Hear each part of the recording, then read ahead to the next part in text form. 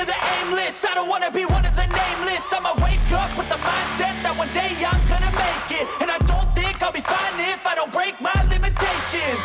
Don't try to stop me, I exist to write my own story. I'll make a decision if I want some peace or if I want the glory. Yeah, don't want a life that is complacent or possibly boring. I just want a life that is worth every day. Let's go! Welcome back to the Hall of Fame College Football Podcast. I'm your host, Jason Watkins, and if you love college football, you are definitely in the right place. So before you forget, smash that red subscriber button, like our videos, and don't forget to ring the bell so you don't miss one moment of the Hall of Fame College Football Podcast. Wanted to thank everybody for jumping in, taking a look at the content that we've been putting out for the last few weeks. We are growing exponentially. We're growing subscribers all the time. Please make sure that you go ahead and sub if you haven't already. Hit that like button. It helps us content creators out tremendously. We've got some amazing content coming to your way both tonight and for the next few weeks, obviously, with everything going on in the transfer portal and recruiting for Oklahoma. There's lots to talk about.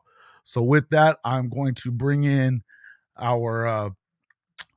this is our insider for Oklahoma recruiting, Mr. Peyton Manning. How's it going? Bud? How are you doing today? Staying busy, Staying busy. Well, yeah, that's because you're worried. You're still defending the country too. You got all kinds of stuff going on. Portal opened up Monday. I guess, a handful to two handfuls, and we're obviously right around that area. So but we were talking before the show, and I look at it as not a huge loss for what we've lost. I actually think we've done a lot better than some of the team. Like A&M is hurting right now. A bit. So we'll see. We'll see where everything falls and dominoes take place at. Yeah, I don't know if you said you did watch the Okie Light video that I put out earlier. They're hurting too. I mean, you're talking about major players on both sides of the football. Starting quarterback, best player on the defense in Mason Cobb. I mean, for as much as A&M seems like they've lost, they're also apparently getting Cobb as well. I know that Oklahoma offered him, isn't that right? Yes. Yeah. They have. Yeah, I mean, it's kind of funny because they were talking, their head coach again, he was talking, and he was just like, hey, I'm not a big portal guy. We'll see. We'll see where all this goes, and it's going to hurt him to not attack the portal as much as he said he wasn't going to do. So if he doesn't attack the portal, he's not going to have much of a roster next year, and I think he really does need to attack that roster. He better. He may not have a football team. And as I was saying in that video, I feel like you're going to have to, if you're Oklahoma State and you're not looking to upgrade at coach at this point, what are you doing? Because you're getting this is a point in where you have a time now. Oklahoma, Texas are leaving, and you have new blood coming into the conference. So you could establish yourself as one of the top tier programs in the Big 12 if you make a big move. Yep. And if you've got a guy that is at best, I mean, he's kind of indifferent to recruiting and all the way around, it seems like. Well, how are you going to do that? It just makes zero sense to me. Yeah, it doesn't make much sense at all. That's for sure.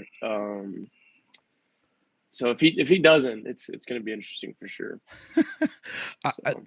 Look, folks, let us know what you think in the comments, because I know myself, I feel like there's no way in the world that this guy should still be there. I mean, when you have this much of your team walking out on you, nobody at all is saying that they want to stay. Even they've got 10, 11, 12 seniors that have eligibility left, can come back. None of them have come out publicly and said that they are. And you've got a starting quarterback who started as a freshman, and he's been, I mean, it seems like Spencer Sanders has been there for 15 years. But so, I mean, but he's gone, and then Mason Cobb is gone, and that was their main guy on defense. I mean, Mason Cobb is going to be an immediate help to whoever gets him. Oh, for sure. man. No doubt, right? He's That gonna guy's bless got an somebody. attitude. I love watching Mhm. him play. Yeah, I he's do. an animal. But just to go into a little bit of our recruiting, a lot of people seen that. I think today that they had offered C.J. Blocker. He's a defensive back. He was committed, and to I forget the school. I'm blanking on the school right now, but he was committed for a while. He decommitted here past couple weeks ago, and then sent an official visit to USC. And then he's actually an OU legacy. His dad played in the late '90s for us. Who So is we this? went in. Say His this name's CJ Blocker. Oh, Blocker. Yeah. Yeah, They've been talking about him a lot. Yeah, so we're trying to get an official visit in for him next weekend. Targeting, this week, in-home visits started up, I think last Thursday. So speaking of our targets, Peyton Bowen, they had a really good in-home visit with him. They loved everything about it. They actually did that to yesterday, Wednesday. Right. So that went pretty well, is what I'm hearing. As good as it could. Quincy Rhodes Jr. is an edge we offered kind of out of the blue. But he's a 6'7", 255 edge. And he's currently committed to Arkansas to play. He's from Arkansas, but he's a big person. That's a big person. Yeah, that's a big person. He said that's a big person. So speaking of big people, we offered a defensive tackle. I had whenever I had posted the offers, I had posted him at like 255, and I was just looking at his 24/7. Usually 24/7 is really good about updating. Yes. Well, I went through and actually looked at their roster. He's from Louisville. He's actually a 6'6", 300 pounds. His name is Caleb Banks, and he's a big person. So it kind of with the transfer portals, I always look at. I think I was looking at Caleb Banks the other day. Yeah, that guy's a monster. Yeah, with the transfer portal, I always tell people, like, okay, we can offer them all we want, but are they going to come take a visit? Because whenever they usually take a visit, that's usually when they're showing, like, hey, like, I'm really interested in coming. Speaking of visits this week, we actually have a – oh, my gosh. No, I wish. Love it, James. Love it. I wish. That's awesome. But I always – speaking of, visits, we have a really big weekend of recruiting this weekend. We have a pretty long list of recruits coming in. Most notably, a lot of people are pretty happy about the Indiana linebacker and his brother's safety, McCullough, the McCullough brothers. The McCullough brothers? Yeah, the McCullough brothers. They're going to come in. They're heavily leaned towards Oklahoma right now as we speak. Talk a little bit about that one, because that was the one that they had the visit the other day. Wasn't it, where they went and talked to, and doesn't their dad work for Notre Dame? Yeah, so their dad is the running back coach for Notre Dame. And so Notre Dame fans were ecstatic when talking about him. Whenever that linebacker from Indiana entered the transfer portal, they were all like, "Oh, we're leaning." I had even heard that they were winning that race, and then one morning I woke up and that the linebacker, the safety, he was falling to Oklahoma, like at 5 in the morning, 6 in the morning. It was like crazy. And I woke up and I got a text, and they were like, I actually don't think Notre Dame's leading for them. I think Oklahoma is. And I was like, what? Because it was just a complete 180 of turn of events, because Notre Dame Notre Dame insiders were pretty confident, and then out of nowhere they weren't so confident, because they're a pissy bunch lately, aren't they? Yeah, the McCullough brothers, they want to play together. So if this, by the way, I just confirmed they are visiting together this weekend. They're going to be in town this weekend to visit. So plus we have Joshua Bates, the center that is signed on right now. He's going to be in town. So he's a great pitch and sell person. He's going to sell Oklahoma. And he also, respects boundaries and understands that they have choices. But there's a lot of people coming into town this weekend.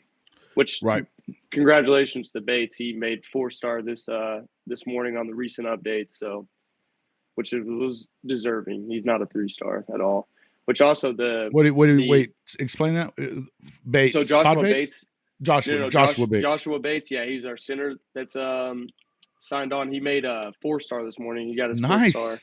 Nice. Yeah, so he pretty excited about that, and I was saying he deserved it. I mean, he is not a 3-star at all. There was another player. Let me look real quick. Who got their 4 stars? Whoa. While you do that, folks, thanks a lot again for joining us. DJ, thanks a lot for subscribing. Also, YouTube, Brian Biswell.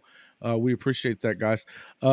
Just running through a couple of these comments real quick while he's looking that up. I'm also glad that they got Stogg to come back. It was kind of a question as to whether he would or not, as far as, after what had happened the last year. But I think that a lot of people believe that just because that portal opens up and people jump in it, that they can, that they're going to definitely go somewhere. It couldn't be further from the truth. So it's a good thing for Stogner and for Oklahoma to have him back in the fold. Also, these Texas A&M guys, I mean, the ones that are going into the portal, which is a bunch of them, and we'll ask you about that here in just a second as well. I saw another big time defensive lineman guy that went in yesterday, right? Did you see that yesterday? He has 3 years of eligibility left. I'm blanking his name. I don't think that we've offered him yet. I don't think we've offered. It's Dallas Walker the fourth, 6'4", 330, Nashville, Tennessee. I believe he was he had a lot of offers coming out for sure. But I think Oklahoma was definitely one of his top choices at that point. Yes. That being said, I don't know. Do you know anything about where they are with him? Are they offering him, or is he one of the guys that they may be staying away from? They haven't. They actually, it's kind of interesting because they haven't offered anybody from Texas A&M yet.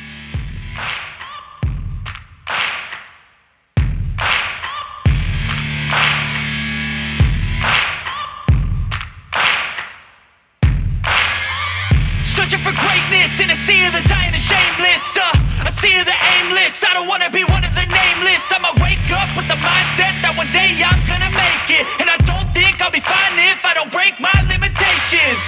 Don't try to stop me, I exist to write my own story. I'll make a decision if I want some peace or if I want the glory. Don't want a life that is complacent or possibly boring. Just want a life that is worth every day exploring. My whole life I just wanted someone who would notice me. My whole life I just wanted to be somebody to be. Yeah, I just wanna be great. Let's go! Yeah, I just wanna be great. Yeah, I just wanna be great.